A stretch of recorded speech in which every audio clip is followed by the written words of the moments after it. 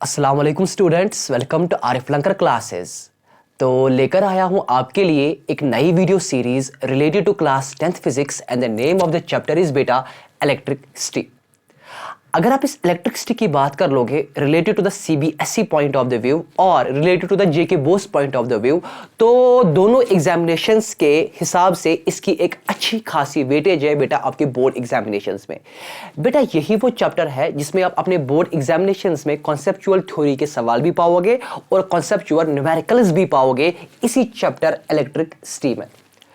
तो बेटा सबसे इंपॉर्टेंट बात जो मैं आपसे शेयर करना चाहता हूं वो ये चीज़ है कि चैप्टर को स्टार्ट करने से पहले आप फुल अटेंशन बेटा मेरी ओर रख लोगे और बेटा जी पेन और कॉपी को आगे रख लोगे और जो भी मैं बेटा यहां पर आपको नोट डाउन करवाऊंगा बोर्ड पर और जो मैं बताऊंगा भी आप वीडियो को पॉज भी कर सकते हो, रिवाइंड भी कर सकते हो और आराम से बार बार देख सकते हो और अपने कॉन्सेप्ट्स को क्लियर कर सकते हो। बेटा फुल अटेंशन बेटा मेरी ओर रख लेना बेटा। तो बेटा इलेक्ट्रिसिटी को स्टार्ट करने के लिए जो सबसे बेसिक कॉन्सेप्ट में उठाना चाहूंगा वो ये चीज है कि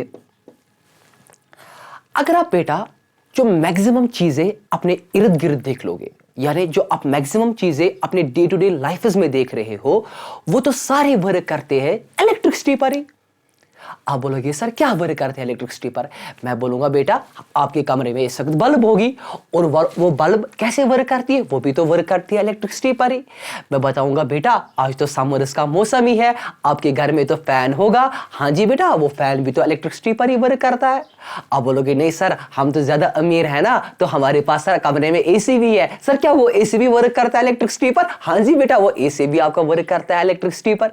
अच्छा अगर आप घर में अपने हीटर्स देखोगे वो हीटर्स भी तो वर्क करते हैं इलेक्ट्रिसिटी पर ही। अगर आप देखोगे जो आपके पास मोबाइल फोन्स होते हैं वो मोबाइल फोन्स को चार्ज करने की जरूरत है और वो भी किससे चार्ज होती है? वो भी इलेक्ट्रिसिटी की मदद से ही चार्ज हो सकती है। बेटा अगर आप विंटर्स में देखते हो कि आपके पास होती है इलेक्ट्रिक ब्लैंकेट्स होती है बेटा आपके पास, वो भी किस पर वर्क करती है? वो भी इलेक्ट्रिसिटी पर ही वर्क करती है। वॉशिंग मशीन देखोगे वो भी किस पर वर्क करती है? वो भी इलेक्ट्रिसिटी पर ही वर्क करती है। अच्छा मस्जिद में जो माइक्रोफोन्स लगे हुए होते वो किस पर वर्क करते हैं? वो सारे तो इलेक्ट्रिसिटी पर ही वर्क करते हैं। यानी जो मैक्सिमम चीजें आपके इर्द गिर्द है, जो मैक्सिमम चीजें जो आप एनकाउंटर करते हो अपने डे टू डे लाइफ में वो सारी चीजें वर्क करती है बेटा इलेक्ट्रिसिटी पर। और इसी पॉइंट को मैं अब बोर्ड पर भी लिखना चाहता हूं वो ये चीज है कि maximum things in our day to day life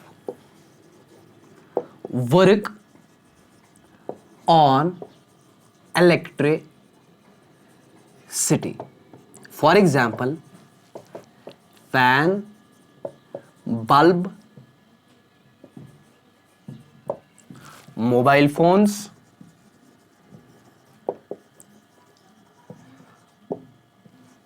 blankets.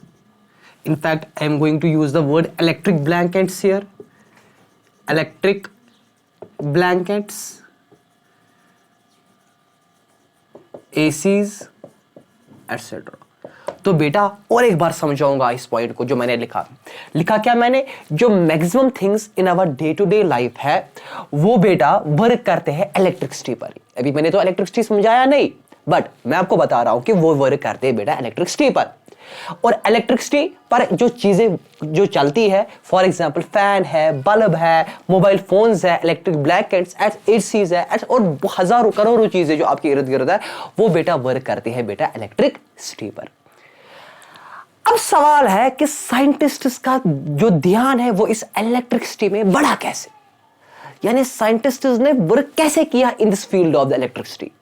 तो उस चीज के लिए एक मशहूर साइंसदान एक जो आप क्लास 3rd से पढ़ते आ रहे हो आपकी जीके बुक्स में, आपकी जनरल नॉलेज बुक्स में, वो ये चीज है कि जो आपके पास बेटा बल्ब है, क्या है बेटा आपके पास बल्ब, वो एक मशहूर साइंसदान एक ने डिस्कवर की थी और उसका नाम था थॉमस एल्वा एडिसन, जिसने बल्ब को डिस्कवर किया। इसका नाम क्या था बेटा? इसका नाम था थॉमस एल्वा एडिसन।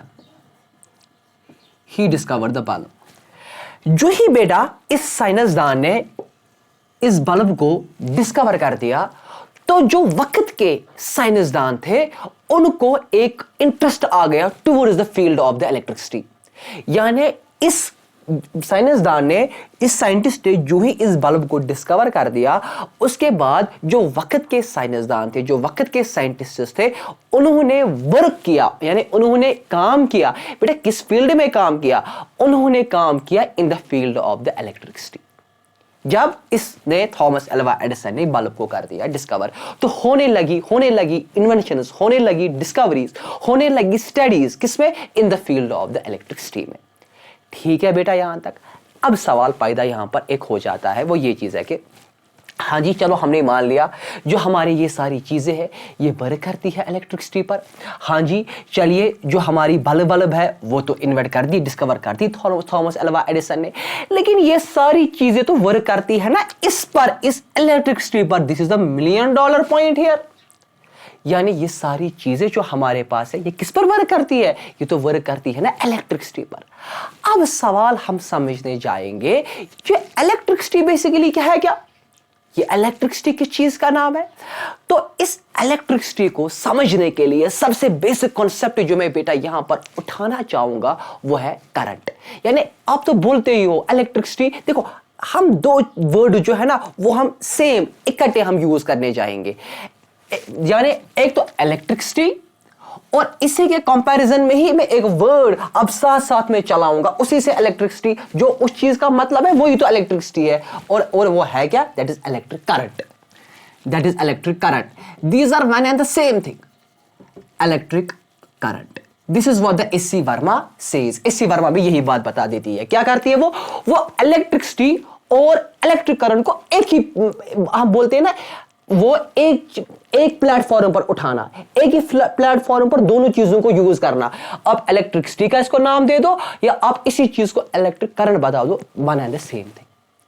तो और एक बार रिपीट करूंगा सारा जो मैंने अभी तक बेटा आपके साथ गुफ्तगू करती है, वो ये चीज है कि जो मैक्सिमम चीजें हमारे इर्द गिर्द है वो सारी वर्क करती है इलेक्ट्रिसिटी पर, यानी वो सारी वर्क करती है इलेक्ट्रिक करंट पर। उसमें एग्जाम्पल्स भी कुछ बता दी, और उसके बाद मैंने बोला जो सबसे पहला वाला साइंसदान था जिसने इन्वेंट कर दी बल्ब, उसका नाम था थॉमस अल्वा एडिसन। और उसके बाद जो वक्त के साइंसदान थे उन्होंने वर्क कर दिया बेटा on the concept of the electricity, on the concept of the electricity, they worked on the field of this electricity. और उस सबसे इंपॉर्टेंट बात, और जो आपको तीसरी बात बता दी कि जहां जहां पर इलेक्ट्रिसिटी हम वर्ड यूज कर लेंगे वो इलेक्ट्रिसिटी रिजेंबल ही कर रही है इलेक्ट्रिक करंट। यानी जहां जहां पर मैं इलेक्ट्रिक करंट को यूज कर लूंगा आप समझोगे कि वही चीज वहां पर इलेक्ट्रिसिटी है। तो अब समझने जाएंगे हम सबसे पहला वाला, सबसे बेसिक कॉन्सेप्ट इसमें, वो ये चीज है कि इस इलेक्ट्रिक करंट का नाम, इस इलेक्ट्रिक करंट का मतलब क्या है? What is this electric current? आता है आपके बोर्ड एग्जामिनेशंस में ये सवाल, इलेक्ट्रिक करंट क्या होता है? और उस चीज के लिए आप सबसे पहले इस चीज का स्क्रीन शॉट उठा लो बेटा। सो आई होप कि बेटा आपने इस चीज का स्क्रीन शॉट उठाया हुआ होगा। Now let's move to a very good concept called as electric current. देखो बेटा जी, पूरा कंसंट्रेट कर लेना। अब हमारे टॉपिक का जो नाम है वो है बेटा electric current.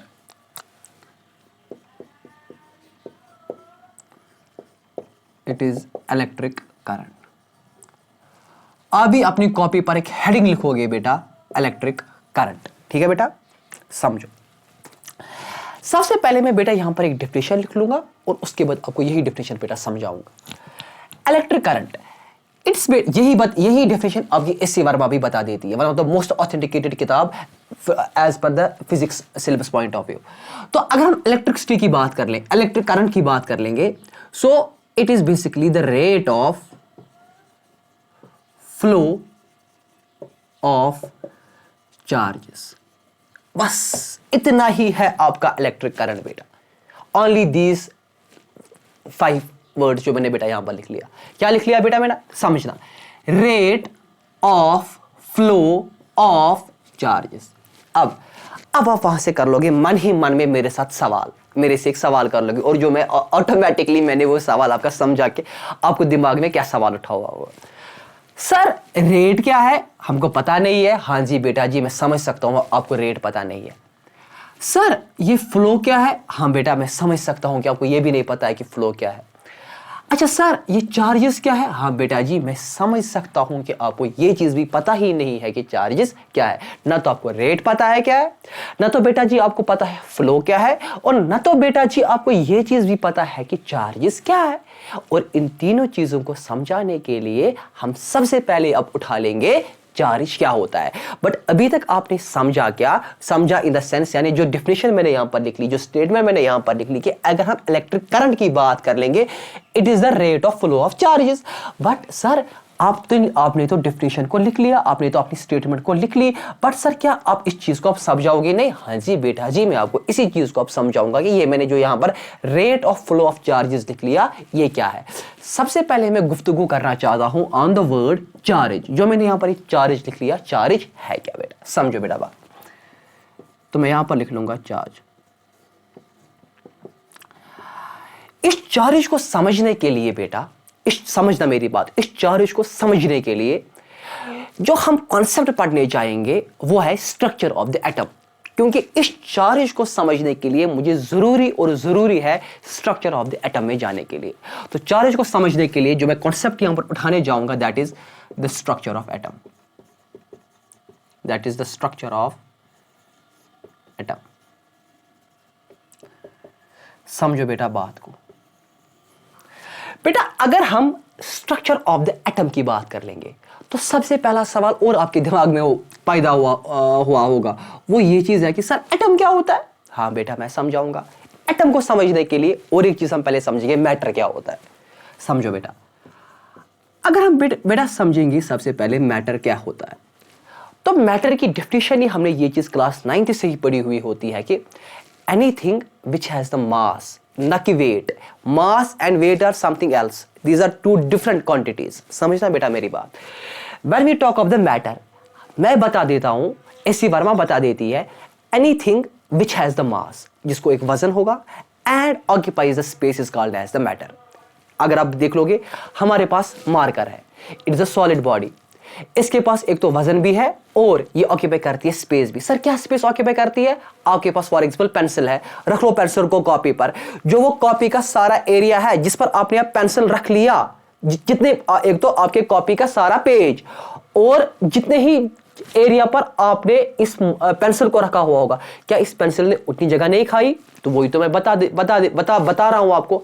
Anything which has मास, किसी भी चीज को अगर वजन है, आपके हाथ पे पेन है, इसको वजन है, एंड ऑक्यूपाइज द स्पेस, रख लो इसी पेन को आप पेज पर, तो पेज के एरिया में से जितने पर आपने पेन रख लिया, जितने पर आपने ये पेंसिल रख लिया, उतनी एरिया ये आराम से खा रहा होगा। तो उसी को बोलते हैं anything which has the mass and occupies the space is called matter. ठीक है बेटा। अब सवाल पैदा हो जाता है कि ये मैटर बना किस चीज का है? मैटर किस चीज का बना है? तो ये जो मैटर है बेटा, ये बना हुआ है सबसे स्मॉलेस्ट इंडिविजिबल पार्टिकल, यानी जो वो वाला पार्टिकल सबसे दुनिया का छोटा पार्टिकल, उसके बाद वो चीज, वो पार्टिकल डिवाइड नहीं हो सकता है, और उस पार्टिकल का नाम है एटम। सो अगर कोई भी बताए आपको एटम क्या है, तो आपको जवाब में बता देना है कि atom is the smallest indivisible particle of which the matter is made up of, जिसका मैटर बना हुआ होता है। कहां से आ गया ये वर्ड एटम? ये भी आपको क्लास 9th की केमिस्ट्री में बेटा मैंने ऑलरेडी पढ़ाया हुआ है कि हमारे पास सबसे पहले एक इंडियन फिलोसोफर था जिसका नाम था महर्षि कन्नन, और उसने वर्ड यूज किया था बेटा परमाणु। और उसके बाद हमारे पास कुछ ग्रीक फिलोसोफर्स आ गए, डेमोक्रिटस एंड ल्यूसिपस, उन्होंने बोला ये जो हमारे पास ये परमाणु है that is basically the atom. बेटा समझ में आ रही है मेरी बात? एक्सीलेंट, शाबाश। So structure of the atom को हम क्यों पढ़ रहे हैं? In order to understand the charge. तो मैंने आपको स्ट्रक्चर ऑफ एटम से पहले बता दिया कि ये एटम क्या है, और उसके लिए हमने कॉन्सेप्ट उठा दिया मैटर। फिर मैंने आपको बता दिया कि दुनिया में जो कोई भी चीज जिसका कोई वजन है एंड जो कोई चीज और जो स्पेस ऑक्यूपाई करती है, उसको हम नाम देते हैं मैटर। मैटर बना किसका है? Smallest indivisible particle called as the atom का बना हुआ है। अब आगे चलेंगे। अब इस एटम को अगर हम थोड़ा बारीकी से देख लेंगे। सर कैसे देख लेंगे? सर ये तो दुनिया का सबसे छोटा पार्टिकल है, और जो इतना छोटा है कि जो आगे डिवाइड भी नहीं हो सकता। इसको कैसे देखते हैं? इसको हम देख लेते हैं एक special type of the microscope से, called as the scanning tunnelling microscope. इसको हम देख पाते हैं by special microscope called as scanning tunnelling microscope. बेटा उस माइक्रोस्कोप का नाम ही है स्कैनिंग टनलिंग माइक्रोस्कोप। उससे इस एटम को देखा गया। जब बेटा इस स्मॉलेस्ट इंडिविजिबल पार्टिकल यानी एटम को जब देखा गया, इसके अंदर भी एक अलग सी दुनिया पाई गई। अलग ही दुनिया इस एटम में बेटा पाई गई। और वो दुनिया क्या है समझो बेटा। इस एटम में सेंटर में एक स्फीयर देखा गया, यानी एक बॉल जैसी देखी गई, और इस बॉल को नाम पड़ गया बेटा न्यूक्लियस। ये इस एटम के सेंटर में एक स्फेरिकल बॉल पाई गई और उस बॉल का नाम रखा गया है बेटा न्यूक्लियस। ठीक है बेटा। और इस न्यूक्लियस के इर्द गिर्द कुछ शेल्स देखी गई। I am using here the word shell, SHELL। आप इसी शेल्स का वर्ड बोहर ने बता दिया, आपको ऑर्बिट भी कह सकते हो, ऑर्बिट। तो इस न्यूक्लियस के इर्द गिर्द क्या पाया गया? कुछ शेल्स पाई गई, कुछ शेल्स पाई गई बेटा, जिनको आप ऑर्बिट्स भी कहते हो, जिनको आप बेटा ऑर्बिट्स भी कहते हो बेटा। अब इस न्यूक्लियस में जो हमारा, एक तो आपने आप इस एटम में एक तो सेंटर में न्यूक्लियस देखा और कुछ ऑर्बिट्स देखी। अब इस न्यूक्लियस में दो चीजें पाई जाती है। एक को बोलते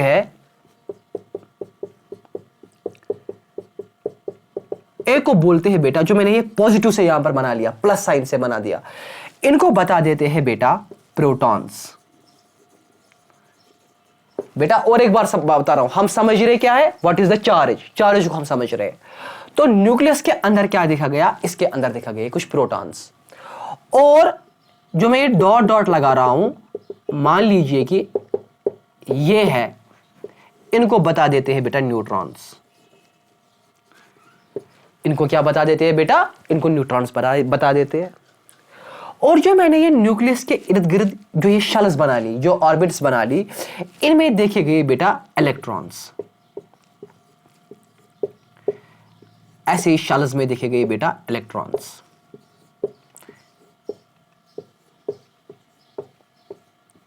इनमें देखे गए बेटा इलेक्ट्रॉन्स। ठीक है बेटा, इनमें देखे गए इलेक्ट्रॉन्स। अब समझोगे आप यहां पर बात, जो न्यूट्रॉन्स होते हैं, न्यूट्रॉन्स, ये वाले न्यूट्रॉन्स, ये होते हैं बेटा न्यूट्रल। क्या होते हैं बेटा? Neutral. I am using the word here neutral. Sir इस न्यूट्रल का क्या मतलब है? न्यूट्रल का मतलब है इनके ऊपर कोई भी चार्ज नहीं है, कोई भी चार्ज इनके ऊपर नहीं है। हम क्या समझ रहे हैं पहले? चार्ज क्या है। तो सर अल्टीमेटली अभी चार्जेस है क्या? जो बेटा ये प्रोटॉन्स है और जो बेटा ये इलेक्ट्रॉन्स है, यहां पर मैं आपको लिख लूंगा, जो मैंने ई से यहां पर बना रहा हूं ऑर्बिट्स में, इनको बोलते हैं इलेक्ट्रॉन्स। और आपको सवाल किया जाएगा कि व्हाट आर चार्जेस, तो आपको बता देना है, जो मैं इस बॉक्स पे यहां पर लिखूंगा, protons and neutrons are charges. यही तो बेटा चार्ज है, यही तो बेटा चार्ज है। चार्ज है क्या sir? Protons and the neutrons are charges. यही तो बेटा आपके पास चार्जेस है।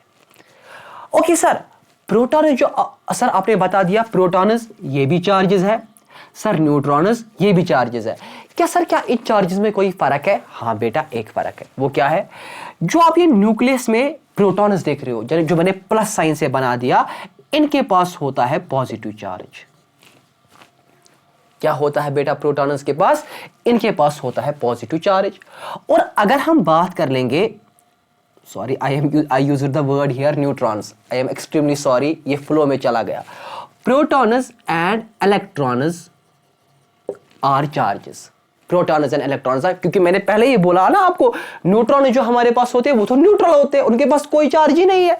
So protons and neutrons are charges. यानी जो हमारे प्रोटॉन्स होते हैं, जो मैंने न्यूक्लियस के अंदर ये प्लस साइन से बना दिए, तो इनके पास एक पॉजिटिव चार्ज होता है। और जो हमारे ऑर्बिट्स में जो रिवॉल्व कर रहे हैं इलेक्ट्रॉन्स, इलेक्ट्रॉन्स, इनके पास नेगेटिव चार्ज होता है। कौन सा चार्ज होता है बेटा? Negative charge. So protons are having the positive charge, electrons are having the negative charge. Neutron जो इसके अंदर होते हैं वो तो न्यूट्रल उनका चार्ज होता है। ठीक है बेटा? तो और एक बार रिपीट करूंगा, हम समझ रहे हैं बेटा व्हाट इज द चार्ज। इसको चार्ज को हम क्यों समझ रहे हैं? क्योंकि हम इलेक्ट्रिक करंट की डेफिनेशन समझ रहे हैं। वो हमने लिखी है rate of flow of charges. उसमें हमने पहले समझा चार्ज क्या है। मैंने आपको बता दिया चार्ज को समझने के लिए हम एक बेसिक सा कॉन्सेप्ट पढ़ रहे हैं यहां पर, called as the structure of the atom. Called as the structure of the atom. फिर मैंने आपको बोला पहले एटम क्या है। एटम को समझने के लिए हमने पहले बोला मैटर क्या है। हमने बोला anything which has the mass and occupies the space is called as the matter. फिर मैंने आपको बोला ये जो मैटर हमारा है ये बना हुआ है smallest individual particle called as the atom. अब हमने इसके बाद स्ट्रक्चर ऑफ द एटम के रिलेटेड बात कर दी। हमने बोला जब हमने एटम को देख लिया with the help of scanning tunnelling microscope, तो हमने इस एटम के अंदर क्या पाया? सेंटर में एक पॉजिटिव, सेंटर में हमने एक स्फेरिकल सी बॉल जैसी पाली और उस बॉल में कुछ पॉजिटिव चार्जेस देखे और कुछ न्यूट्रॉन्स भी देखे। और उसके बाद इसी न्यूक्लियस के इर्द गिर्द कुछ शेल्स होते हैं जिनको हमने बोला ऑर्बिट्स। ठीक है? और उनमें रिवॉल्व करते हैं बेटा इलेक्ट्रॉन्स। क्या रिवॉल्व करते हैं? इन्हें घूमते रहते हैं बेटा आपके इलेक्ट्रॉन्स। ठीक है? तो फिर मैंने बता दिया प्रोटॉन्स के पास होता है पॉजिटिव चार्ज, न्यूट्रॉन्स के पास न्यूट्रल चार्ज, और जो इन शेल्स में ये इलेक्ट्रॉन्स घूम रहे होते हैं इनके पास होता है बेटा नेगेटिव चार्ज। और सवाल जब पैदा हो जाता है कि अब चार्ज होता क्या है, तो मैंने आपको बोला protons and the electrons are called charges.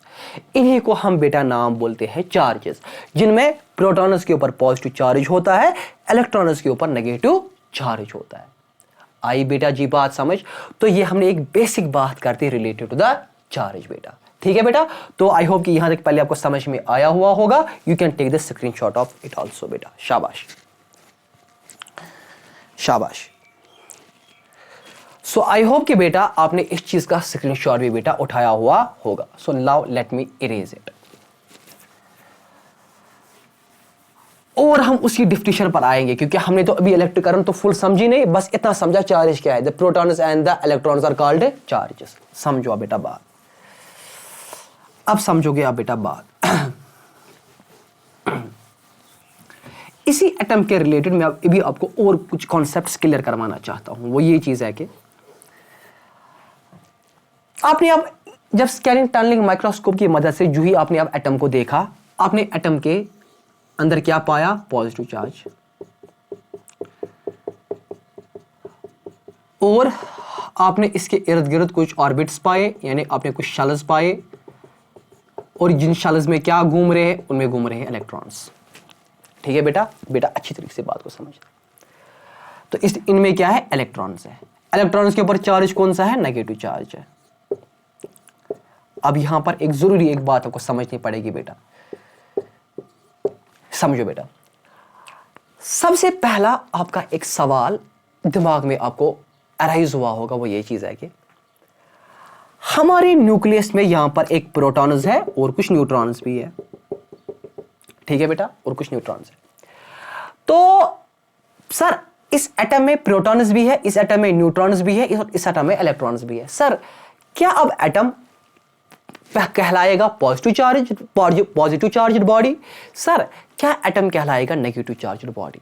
समझो बेटा बात। इसके लिए हमको 9th क्लास में ही डाल्टन ने अपनी थ्योरी दी थी, जिसका नाम है डाल्टन्स एटॉमिक थ्योरी।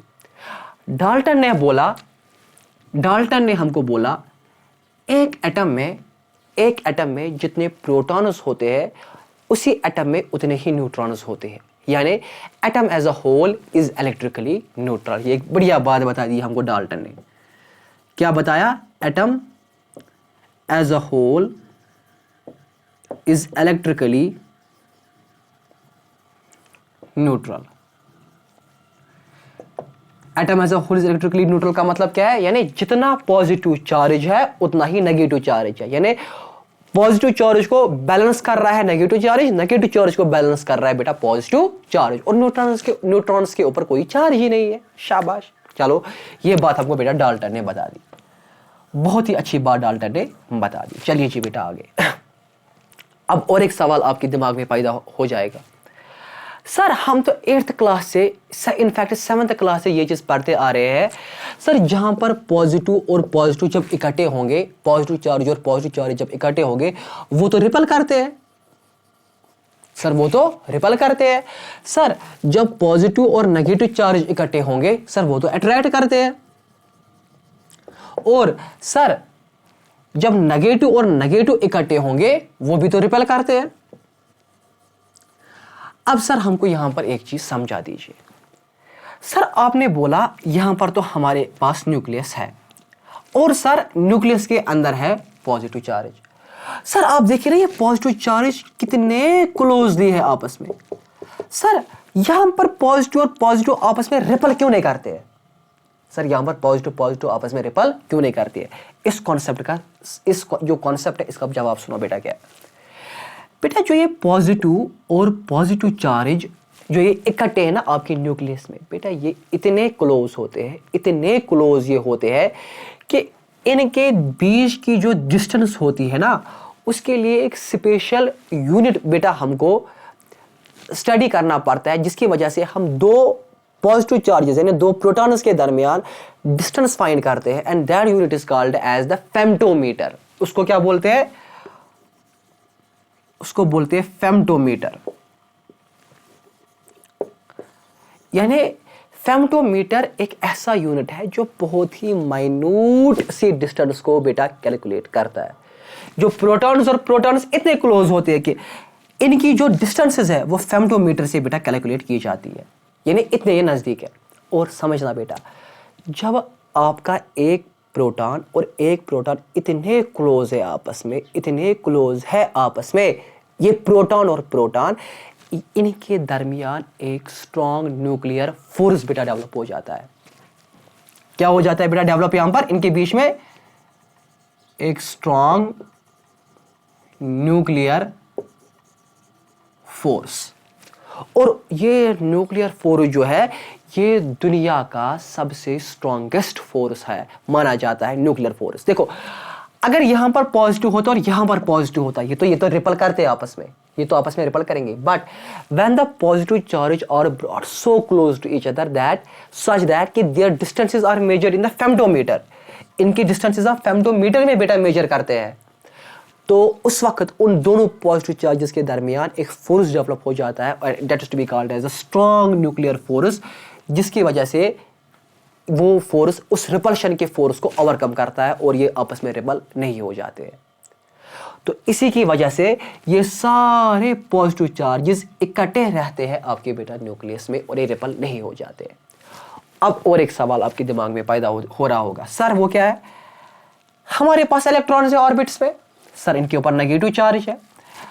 सर जो ये हमारे पास ये एटम है, सर जो हमारे पास ये न्यूक्लियस है, इसमें जो ये पॉजिटिव चार्ज है, सर ये पॉजिटिव चार्ज अट्रैक्ट करना चाहिए ना। देखो पॉजिटिव और नेगेटिव आपस में अट्रैक्ट कर रहे हैं, सर ये पॉजिटिव चार्ज इस नेगेटिव चार्ज को अट्रैक्ट क्यों नहीं कर रहा है?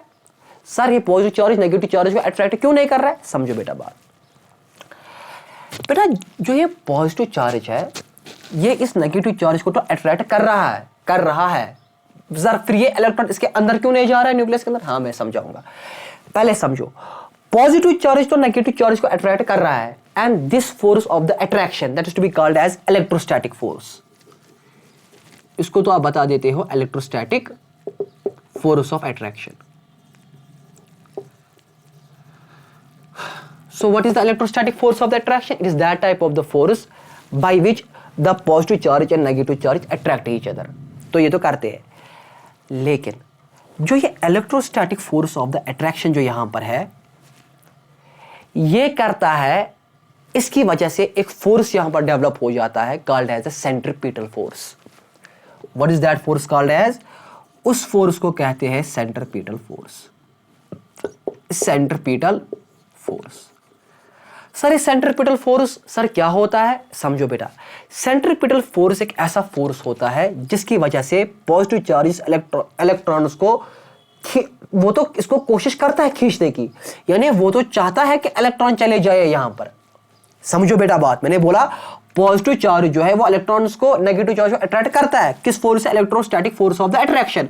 और वो electrostatic force of the attraction lead करता है एक फोर्स को called as the centripetal force.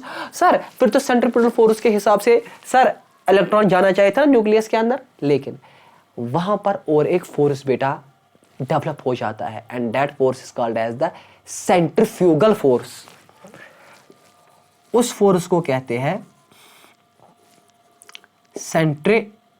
Centrifugal force. जो ये सेंट्रीफ्यूगल फोर्स है ये ओवरकम करता है दैट फोर्स जो सेंट्रीपिटल फोर्स होता है। क्या? सेंट्रीफ्यूगल फोर्स ओवरकम करता है, यानी बैलेंस करता है सेंट्रीपिटल फोर्स को। यानी सेंट्रीपिटल तो चाहता है इलेक्ट्रॉन चले जाए यहां पर, लेकिन सेंट्रीफ्यूगल फोर्स वहां पर डेवलप हो जाता है जो बोलता है इलेक्ट्रॉन को नहीं, मैं तुझे अंदर जाने नहीं दूंगा, और जिसकी वजह से इलेक्ट्रॉन जो है वो अल्टीमेटली शेल्स में ही गोल गोल गोल गोल गोल गोल घूमता रहता है। ये एक ऐसी बात है, मून तो रिवॉल्व करता है अराउंड द अर्थ, अर्थ तो कोशिश करता है मून को अपनी तरफ लेकर आए, किस फोर्स से? सेंट्रीपिटल फोर्स से, लेकिन वहां पर डेवलप हो जाता है सेंट्रीफ्यूगल फोर्स, जिसकी वजह से मून जो है वो अपने ऑर्बिट्स में घूमता घूमता घूमता घूमता रहता है। बेटा आ गई बात समझ? ये कुछ कंफ्यूजन थे जो आपको इस एटम के रिलेटेड आपके दिमाग में मरना उड़ जाते।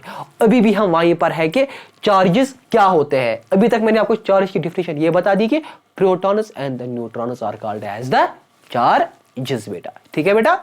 और फिर कुछ कॉन्सेप्ट उठा दिए कि एटम एज द होल क्या होता है, एटम के पास चार्ज कैसा होता है, तो पॉजिटिव के पास कौन सा चार्ज होता है, इलेक्ट्रॉन्स के पास कौन सा फोर्स ऑफ अट्रैक्शन होता है जिसकी वजह से ये जा सकते थे न्यूक्लियस में। ये सारा चीज बेटा मैंने आपको यहां पर क्लियर कर दिया। You can take the screenshot of this also.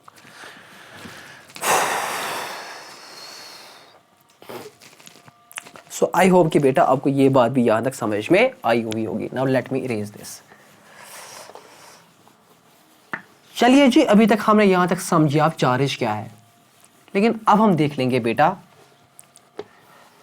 ये तो हमने समझा चार्ज, तो चार्ज क्या है ये तो इसमें तो कोई मसला ही नहीं है, लेकिन अब हम समझने जाएंगे फ्लो ऑफ चार्जेस क्या है।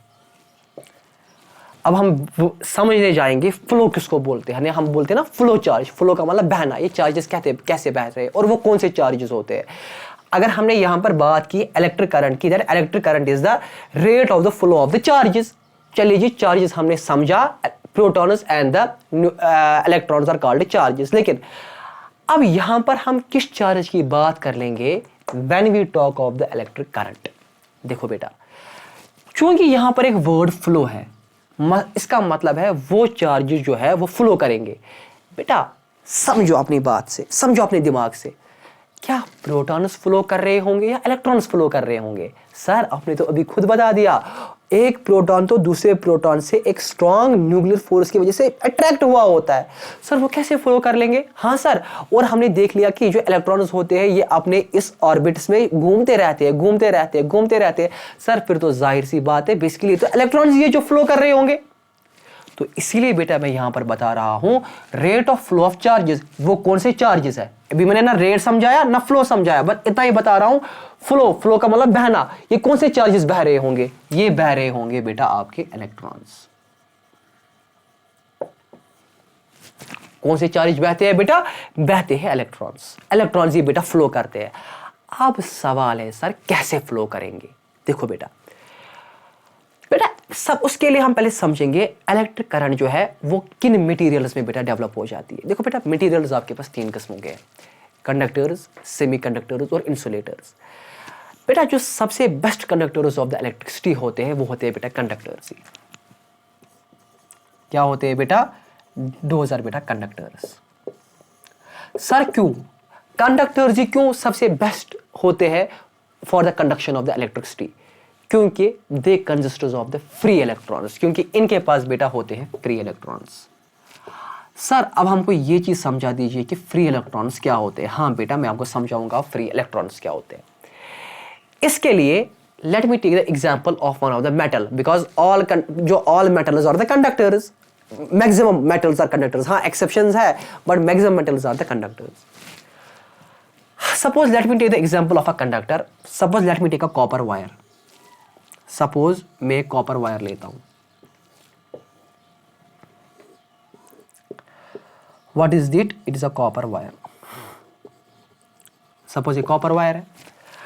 अगर हम बेटा कॉपर वायर की बात कर लेंगे, ये कॉपर वायर तो बनी हुई होगी ना trillions, millions, billions, trillions of the copper atoms की, शाबाश। तो यहां पर कॉपर एटम एक होगा जिसमें एक न्यूक्लियस होगा और कुछ शेल्स होंगी। सिमिलरली यहां पर भी कॉटम एटम न्यूक्लियस होगा, होंगे तो ट्रिलियंस ऑफ कॉपर एटम्स। अब मैं बना रहा हूं एटम को, एक न्यूक्लियस और एक शेल्स। यहां पर भी कॉपर एटम, एक न्यूक्लियस और एक शेल्स। और यहां पर भी, अब तो यहां पर मैं फिलहाल भी 4 बना पाया, ऐसे ही तो यहां पर मिलियंस है, ठीक। अगर हम कॉपर की बात कर लेंगे, कॉपर, मुझे क्या समझाना है, फ्री इलेक्ट्रॉन्स क्या होते हैं। कॉपर का एटॉमिक नंबर जो बेटा है दैट इज 29। क्या है? 29। तो जब मैं इसकी इलेक्ट्रॉनिक कॉन्फ़िगरेशन करूंगा एज पर द बोर्स-बेरी स्कीम, जो उसने बोला है कि हर एक शेल में जो होते हैं, पहले शेल में जो होंगे वो 2n² होंगे, और पहले शेल में n क्या होगा? 1 होगा। मैं समझाऊंगा। 2n² इसने बोला पहले शेल में होंगे। पहले शेल में n कितना है? 1 है। तो 2 1 का स्क्वायर, 1 का स्क्वायर तो 1 ही हो गया, 2 × 1 हो गया 2, यानी पहले शेल में 2 इलेक्ट्रॉन्स पहुंचेंगे। तो इसकी इलेक्ट्रॉनिक कॉन्फ़िगरेशन क्या बनेगी? 2 गामा। अब दूसरे शेल में n है 2, 2 का स्क्वायर 4, 4 × 2 हो गया 8, दूसरे शेल में 8। अब तीसरे शेल में n है 3, 3 का स्क्वायर 9, 9 × 2 हो गया 18। और चौथे शेल में अब 4, वो 4 का स्क्वायर 16, 16 × 2 हो गया 32, लेकिन मुझे वहां पर एक ही बच रहा है 29 को। 2, 8 और 18 हो गया 28, और मुझे अब एक ही चाहिए तो 29। ठीक है, ठीक है बेटा। अब जो ये लास्ट का शेल है, the electrons present in the last shell, उनको बता देते हैं वैलेंस इलेक्ट्रॉन्स। क्या बता देते हैं? Valence electrons. जो ये बेटा वैलेंस इलेक्ट्रॉन्स होते हैं, जो ये सबसे आउटर मोस्ट शेल में होते हैं, ये इलेक्ट्रॉन, सपोज यहां पर ये इलेक्ट्रॉन है, इस इलेक्ट्रॉन को जो न्यूक्लियस होता है, ये न्यूक्लियस के ऊपर ये पॉजिटिव चार्ज। देखो बेटा, जब आप इलेक्ट्रॉन्स को शेल्स में रखते हो ना, सपोज पहला शेल, दूसरा शेल, तीसरा शेल, हाँ वहां पर तो पॉजिटिव का इफेक्ट होगा इस न्यूक्लियस, इस इलेक्ट्रॉन पर, के वो उसको अपनी तरफ ले जाएगा, बट इलेक्ट्रॉन नहीं जाएगा, बट इफेक्ट तो है। जो सबसे आउटर मोस्ट शेल होता है, सबसे आउटर मोस्ट शेल, जिसको हम बोलते हैं वैलेंस शेल, और जो उसमें इलेक्ट्रॉन्स होते हैं कॉल्ड एज वैलेंस इलेक्ट्रॉन्स, तो उस पॉजिटिव चार्ज का जो न्यूक्लियस में, उसका इफेक्ट उस वैलेंस इलेक्ट्रॉन्स पर बहुत ही कम होता है, नेग्लिजिबल होता है। यानी वो वैलेंस इलेक्ट्रॉन जो वो आज़ाद होते हैं, उनको किसी का खौफ नहीं होता है, वो आराम से घूम रहे, आराम से घूम रहे होते हैं। इसीलिए तो उनको बता देते हैं हम फ्री इलेक्ट्रॉन्स। क्या इसीलिए क्या बता देते हैं उनको? इसीलिए तो उनको हम फ्री इलेक्ट्रॉन्स बता देते हैं। क्योंकि न्यूक्लियस में जो ये पॉजिटिव चार्ज होता है, उसका कोई खास उस पर रोल नहीं होता है कि वो उसको अपनी तरफ खींचे। ठीक है बेटा, तो ये आजाद होते हैं। तो इन्हीं इलेक्ट्रॉन्स को हम नाम देते हैं बेटा फ्री इलेक्ट्रॉन्स। अब कैसे फ्री इलेक्ट्रॉन्स फ्लो करते हैं, देखो बेटा, अब ये खुद नहीं, अच्छा आप मतलब ये चीज समझ रहे होंगे कि इस ऑर्बिट्स में जो ये इलेक्ट्रॉन फ्लो करते हैं गोल गोल और मोशंस करते रहते हैं, तो यही मतलब फ्लो है, यही मतलब फ्लो ऑफ चार्जेस है? नहीं बेटा, ये फ्लो ऑफ द चार्जेस नहीं है। फिर क्या है फ्लो ऑफ चार्जेस? जब इलेक्ट्रॉन एक एटम से लेकर दूसरे एटम में, जब ये फ्री इलेक्ट्रॉन एक एटम से लेकर दूसरे एटम में चला जाए, और ऐसे दूसरे एटम में तीसरे से चौथे, ऐसे सौ ये एटम्स, ये इलेक्ट्रॉन चलते रहेंगे, उस चीज को बेटा हम नाम देते हैं the flow of the charges. अब सवाल है, सर ये तो बेचारा चार्ज जो है वो तो, सर ये तो बेचारा इलेक्ट्रॉन जो है वो तो लास्ट शेल में है, सर ये निकलेगा कैसे? बेटा ये खुद ही नहीं निकलेगा, इसके लिए हमको पहले एक एनर्जी प्रोवाइड करनी पड़ेगी इस इलेक्ट्रॉन को। वो कहां से प्रोवाइड कर लेंगे? Using the battery. एक बैटरी की मदद से, using the battery. Sir battery क्या होती है? It is the combination of the cells, जहां से आप कोई एनर्जी प्रोवाइड कर लोगे। सपोज कोई बैटरी है और उस बैटरी से, suppose this is the negative terminal of the battery, this is the positive terminal of the battery, और ये इस कॉपर वायर के साथ अटैच्ड है, और आप इस बैटरी की मदद से आप दे रहे हो, एनर्जी प्रोवाइड कर रहे हो इलेक्ट्रॉन्स को। क्या प्रोवाइड कर रहे हो बेटा? एनर्जी प्रोवाइड कर रहे हो इलेक्ट्रॉन्स को। तो जब इलेक्ट्रॉन्स को, जो वैलेंस वाले शेल वाले इलेक्ट्रॉन्स है, जब इनको एक एनर्जी मिल जाएगी आपकी बैटरी से, तो ये इलेक्ट्रॉन्स निकल जाएंगे यहां से और चले जाएंगे इस वैलेंस शेल में, लेकिन जो दूसरे कॉपर एटम का है, और वहां पर तो ऑलरेडी एक इलेक्ट्रॉन है वैलेंस शेल में, अब आ गया दूसरा। ठीक है बेटा। अब इस इलेक्ट्रॉन और इलेक्ट्रॉन के दरमियान एक रिपल्शन हो जाएगी और यहां से बैटरी तो एनर्जी प्रोवाइड कर रही है, निकलेंगे दोनों इलेक्ट्रॉन्स, यहां से चले जाएंगे तीसरे कॉपर एटम के वैलेंस शेल में, और ऐसे कंटिन्यूसली ये प्रोसेस क्या रहेगी, ये प्रोसेस होती रहेगी होती रहेगी होती रहेगी, और आपके चार्ज जो है वो फ्लो करते रहेंगे। तो कौन से चार्जेस फ्लो करते हैं, इलेक्ट्रॉन्स। कौन से अब इलेक्ट्रॉन्स फ्लो कर लेंगे, that are your free electrons. Free electrons क्या होते हैं, एक ऐसे इलेक्ट्रॉन जो आपके वैलेंस शेल में होते हैं, जहां पर आप, जिन पर जो न्यूक्लियस का जो न्यूक्लियस में जो प्रोटॉन्स है, उन प्रोटॉन्स का इफेक्ट ऑफ अट्रैक्शन उन पर नेग्लिजिबल लगभग होता है, और वही इलेक्ट्रॉन्स घूमते रहते हैं by supplying them the energy, और यही होता है फ्लो ऑफ द चार्जेस। अच्छा, अब सर ये रेट क्या होता है, हाँ बेटा मैं समझाऊंगा। First of all you take the screenshot of this.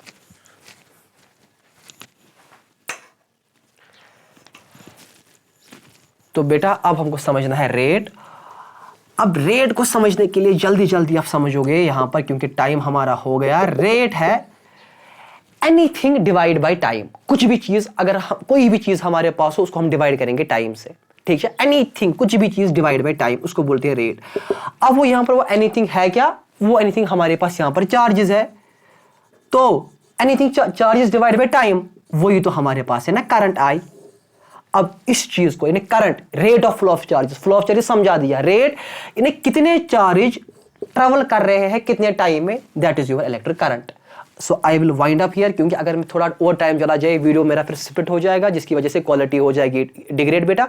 इस चीज को मैं और एक बार रिपीट करूंगा दूसरे लेक्चर में, जो हमारा लास्ट का था ये कि rate charges by time is equal to current, ये मैं आपको दूसरे लेक्चर में और एक बार बेटा समझाऊंगा। सो आई होप कि आपको यहाँ तक बेटा समझ में आया होगा। कोई भी डाउट या कंफ्यूजन होगा वो मुझे आप अगले लेक्चर में भी बेटा बता सकते हो, कमेंट सेक्शन में भी बेटा बता सकते हो। टिल देन अस्सलाम वालेकुम।